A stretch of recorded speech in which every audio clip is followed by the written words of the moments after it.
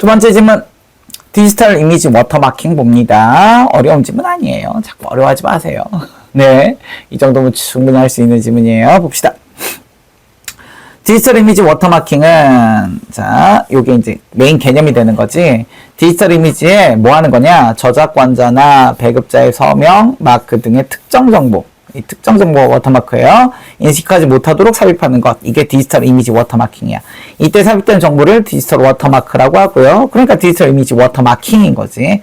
디지털 이미지의 무단 배포, 무단 복사 등이 발생했을 때 저작권 주장하거나 또는 원본 훼손 여부를 검증하기 위한 수단. 이렇게 사용되는 게 디지털 이미지 워터마킹이다. 이랬어. 그리고 A가 바로 나와요. 여기서 이제 우리가 문제 풀 때도 써먹을 거지. 디지털 이미지 워터마킹은 이미지의 공간 영역 활용 방식과 주파수 영역 활용 방식. 자, 공간 영역 활용 방식 하나, 주파수 영역 활용 방식 둘. 이렇게 나올 수 있어요. 공간 영역 활용 방식은 LSB 치환 방식이 있다라고 돼 있어. 첫 번째 공간 영역의 LSB. 자, 얘가 뭐냐? 흑백 원본 이미지, 흑백 워터마크 이미지를 삽입한 놈. 굉장히 간단한 걸 쓰는 거야. 일부러 흑백을 쓰는 거야. 흑백 이미지를 구성하는 한 픽셀의 색상은 밝기에 따라 0에서 255까지의 정수값을 가지는데 0은 검은색, 255는 흰색이에요. 이를 컴퓨터가 처리하는 데이터의 기본 단위인 8비트로 나타내면 각각의 픽셀은 검은색인 8비트니까 8개부터 흰색인 8개까지 256가지의 값 중 하나를 갖게 되고 숫자가 클수록 흰색에 가깝다라는 거야. 숫자가 클수록 흰색에 가깝다는 건 당연히 1111, 요게 흰색이니까 숫자가 크면 당연히 흰색에 가까운 게 당연한 거지. 이때 각 픽셀은 8비트의 데이터 중에서 왼쪽에 위치하는 상위 비트가 바뀔수록 정수값의 변화가 크기 때문에 자, 이쪽으로 갈수록 크다고. 각 색상의 변화를 육안으로 확인하기 쉽고요. 오른쪽 하위 비트가 바뀔수록 색상의 변화를 육안으로 인식하기 어렵다는 거예요. 자, 이렇게 되어 있는 거야. 0, 0, 0, 0, 0, 0, 0, 0 하고 0, 0, 0, 0, 0, 0, 0, 1은 요 차이밖에 안 나잖아. 요거는 비교해봤자 티가 되게 안 난다는 거예요. 잘 안 보여. 확인이 안 돼. 뭐가 문제인지, 뭐가 바뀌었는지 이런 게 안 보인다고. 이것 때문에 쓰는 거야. 보세요. LSB는 색상 변화에 가장 영향을 적게주는 오른쪽 마지막 최하위 비트를 LSB라고 합니다. 요 마지막 비트, 요거를 LSB라고 하는 거죠. 자, LSB는 LSB 치환 과정에서 원본 이미지의 시각적 변화를 주지 않기 위해서 워터마크 이미지의 픽셀 데이터를 원본 이미지의 각 픽셀의 LSB에 하나씩 나누어 숨겨요. 나누어 숨긴다는 게 되게 중요한 얘기거든. 하나씩 나누어서. 자, 이때 원본 이미지의 각 픽셀의 8개의 비트 중 LSB에만 데이터를 삽입하니까 이 워터마크 이미지의 한 픽셀 데이터를 삽입하기 위해서 원본 이미지의 픽셀 8개가 필요하다. 이게 무슨 얘기냐면 한 픽셀 있죠. 한 픽셀. 이를테면 검은색 000000 한 픽셀을 넣으려면 자, 보세요. 자, 요 0 한 픽셀을 넣으려면 요거 하나에는 요 데이터 세트가 하나가 있으면 요 데이터 하나에는 요 자리밖에 못 넣어요. 요 자리밖에. 요 자리에도 0을 넣었어. 근데 요 자리만 바뀌면 안 되잖아. 이게 8개가 있어야 되잖아. 8비트니까 여기다 집어넣을 그러니까 워터마크 이미지도 8비트짜리 워터마크 이미지 하나만 얘기하면 이게 만약에 111111이라는 워터마크라고 칩시다. 그럼 요 중에 첫 번째 1을 여기 첫 번째 여기다가 1이라고 넣어야 돼요. 그런데 그러면 여기 두 번째 거에 2, 1 땅땅땅땅 해서 8번째 1이라고 넣어야 되지. 그러니까 이게 총 몇 개가 있어야 돼? 8개가 있어야 요게 하나, 둘, 셋, 넷, 다섯, 여섯, 일곱, 여덟 해서 미안해. 요 마지막 게 여기에 이렇게 들어가는 구구성이 되겠죠. 이해되세요? 자, 이때 이 얘기가 바로 그 얘기야. 결국 원본 이미지의 픽셀 수는 최대로 삽입 가능한 비트 수와 같기 때문에 원본 이미지의 픽셀 수, 최대로 삽입 가능한 비트 수. 자, 픽셀은 몇 개? 하나의 픽셀은 1픽셀은 equal 8개의 비트입니다. 오케이? 이게 먼저 정리가 돼야 되겠지. 이거 헷갈리면 안 된다. 자, 원본 이미지의 픽셀 수가 워터마크 이미지의 전체 비트 수보다 적다면 워터마크 이미지의 데이터 일부는 삽입할 수 없게 된다. 이해되죠? 쉽죠? 자, 그리고 원본 이미지의 픽셀 수가 워터마크 이미지의 전체 비트 수보다 많을수록 원본 이미지의 시각적 변화가 적게 나타난다. 이럴테면 이게 엄청 많은데 요것도 8개밖에 안 돼. 그러면 여기만 하고 나머지는 안 바뀌어도 되잖아. 그러니까 시각적 변화가 당연히 적을 수밖에. 이 방법은 장점, 많은 양의 데이터를 빠르고 간단하게 삽입할 수 있으며 맨 마지막만 팍팍팍 바꾸면 되니까 원본 이미지의 각 픽셀에서 LSB만 변경하니까 시각적으로 색상이나 감도의 변화를 감지하기 어려워요. 단점, 워터마크가 삽입된 이미지 LSB를 인위적으로 조작해버리는 경우 조작도 되게 쉬워. 그러니까 워터마크가 제거될 수 있어. 마지막 부분만 싹 지워버리면 되잖아. 원리를 알고 있으면 굉장히 쉬운 거지. 그 다음 두 번째 방법. 첫 번째가 이거였고요. 첫 번째가 뭐라고요? 공간 영역 활용 방식 중에서 LSB였습니다. 자, 이제 두 번째로 넘어갑니다. 두 번째, 주파수 영역 활용 방식, DCT를 이용하는 방식. 이 방식을 이제부터 얘기하겠죠. 얘기하고 가면 돼요.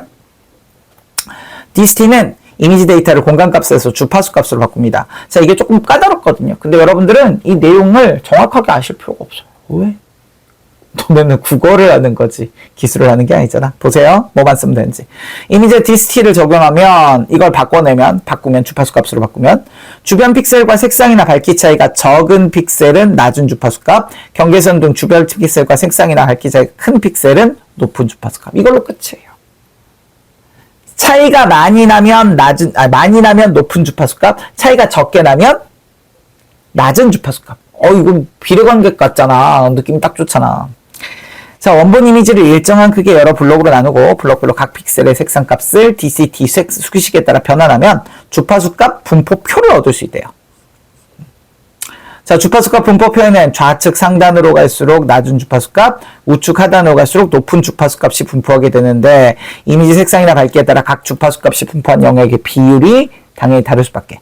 이때 워터마크 이미지의 픽셀의 색상값을 주파수값 형태로 삽입한 후, 그러니까 워터마크 이미지의 픽셀의 색상값도 뭘로? 주파수값으로 바꿔서 삽입한 후 다시 역변환 수식에 따라 변환하면 이게 뭔지 몰라도 되고 수식에 따라 변환한다는 얘기만 있으니까 어느 주파수값을 삽입하든 워터마크가 원본 이미지의 전 영역에 걸쳐 고르게 분산된 상태로 삽입된다. 그러니까 주파수값으로 바꿔놓고 일단 이렇게 되는 거죠. 정리를 한번 해볼까요?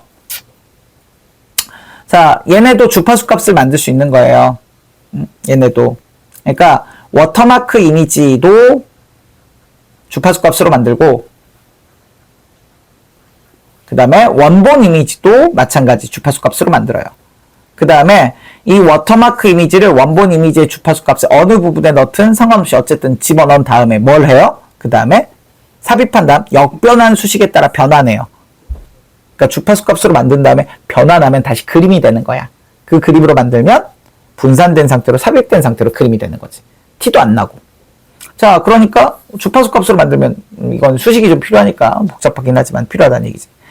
인간의 시각은 낮은 주파수 성분, 변화에는 민감하지만 높은 주파수 성분에는 둔감하기 때문에 높은 주파수 값을 분포한 영역에 워터마크를 삽입하면 원본 이미지의 시각적 변화를 최소화할 수 있다. 높은 주파수 값은 아까 뭐라 그랬죠? 경계선 등 주변 픽셀과 색상이나 밝기 차이가 큰 픽셀이 높은 주파수 값이라고 했다. 거기는 좀 바뀌더라도 사람들이 눈치를 잘 못 챈다고. 경계선이 뚜렷하니까 뚜렷한 부분이 약간 흐려져도 잘 모른다고. 하지만 그런 게 별로 없는 부분이 바뀌면 알아차린다. 뭐 이런 느낌이겠죠. 자, 그러나 JPEG과 같은 방식의 압축 이미지 알고리즘은 압축 이미지를 압축할 때 벌써 높은 주파수 성분의 요소를 제거해야 하는 그런 압축을 쓴다고 이미. 그러니까 만약에 워터마크를 넣어놓은 상태에서 압축해도 문제가 되고요. 워터마크를 넣지 않은 상태에서 압축된 이미지에 거기를 넣어버려도 사실 문제가 좀 있는데 근데 어쨌든 여기는 높은 주파수 값이 분포한 영역에 워터마크를 삽입하면 압축할 때 어떻게 돼? 삭제돼 버려. 차이가 안 나는데네? 이러고 빼버린다고. 그래서 워터마크 삽입할 때는 낮은 주파수 값이 분포한 영역, 높은 주파수 값 영역, 경계면에 해당하는 특정 주파수값 영역을 중심으로 이걸 삽입해. 경계면에, 그러니까 이 경계면이라는 건 아까 우리가 앞에 있었던 경계면이 아니에요. 조심하셔야 돼요. 앞에 있었던 경계면은 어딨냐? 여기 경계선 등 밝기 차이가 큰 픽셀 이거 얘기하는 건데 이 부분을 얘기하는 게 아니고 여기 경계면은 어떤 경계면이냐면 낮은 주파수 값과 높은 주파수 값의 경계면. 여기다가 실제로 집어넣는다고. 그래야 왜? 안 없어진다고. 삭제가 안 된다고. 자, 이 방법 이미지의 왜곡이 적어서 시각적으로 원본 이미지와 차비를 식별하기 어렵고요. 장점 또한 삽입할 데이터를 이미지 영역에 골고루 분산시키니까 자, 변형의 과정을 거쳐도 LSB 치환 방식에 비해서 워터마크가 상대적으로 쉽게 제거되지 않습니다. 장점이네요. 그러나 단점, 데이터 삽입이 가능한 주파수 값의 개수가 원본 이미지의 픽셀 수보다 훨씬 적다. 무슨 얘기냐면 가능한 주파수 값의 개수가 원본 이미지의 픽셀 수보다 적어서 문제가 뭐냐면 삽입할 수 있는 데이터 양이 LSB 치환 방법보다 상대적으로 적다고. 삽입할 수 있는 주파수 값의 개수가 작아. 영역이 더 작다는 얘기겠지. 그리고 픽셀의 개수가 같은 이미지라 하더라도 이미지 색상이나 밝기에 따라 주파수 값의 분포 영역의 비율이 달라지니까 이미지에 삽입할 수 있는 데이터 양도 역시 달라져 버린다. 픽셀의 개수가 같더라도 다시 자 픽셀 개수가 같아요. 그런데 사실 이 이미지는 픽셀 개수가 같은 거랑 의미가 없어. 왜?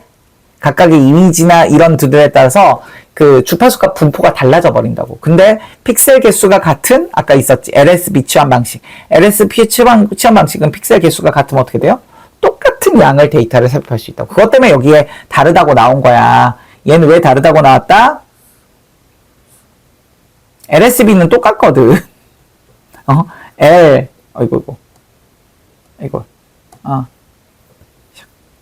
LSB 치환 방식은 데이터 양이 픽셀이 같다면 해당되는 픽셀의 맨 마지막에 비트를 넣으면 되니까 똑같아지는 거죠.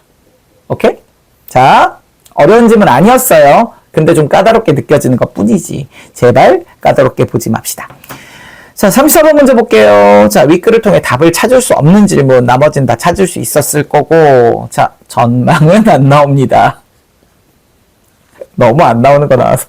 네, 나머지들은 다 확인이 되죠. 용도 나와 있고, 개념 나와 있고, 삽입 원리 나와 있고, 워터마킹 방식도 나와 있습니다. 두 가지 나와 있었죠. 그 다음, 여기 아까 나왔잖아. 이거 두 개.